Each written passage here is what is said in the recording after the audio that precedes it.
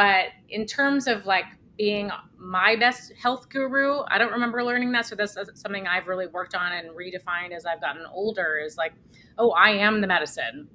I can access the answers myself. I just have to really get quiet. And that's something Renee and I really work on getting quiet. So doing less, being more, so that we get that natural intuition and that natural intelligence that we all have inside of us, which I just don't think that children, and I don't know that humans are taught that in general in our culture. So that's definitely something like a skill we've refined as we've gotten older and older. But you brought up intuition. And I also know that you use science as part of what you do with your clients. So is there some sort of, I'm going to use the word tension, not meaning that it's bad, but like a block in some way that you have to get by between your intuition and the data you find from the testing? So how do you balance that out? Because your biohacking is data driven, from what I understand, but intuition is unmeasurable. How do you get by any conflicts?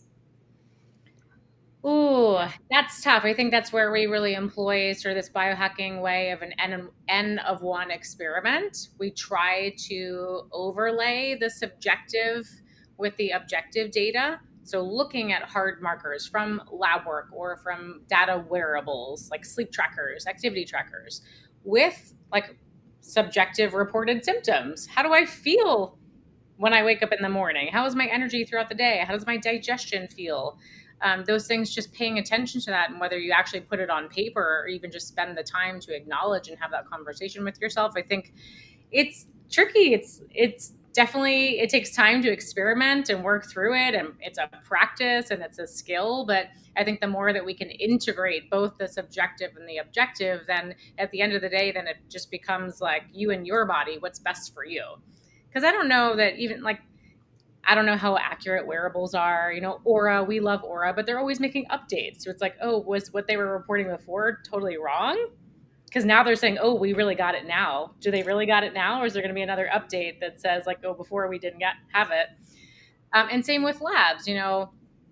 We're collecting massive data on a mass population. And of course, we have functional lab ranges, but do we still know everything in terms of what's optimal for the greatest longevity for male, female, age, environment? I think there's just so much we still don't know. And so I think it's really important that we always come back to the self experiment. And at the end of the day, it's like, what works for you? What makes you feel best? And what are your goals? Where are you trying to get?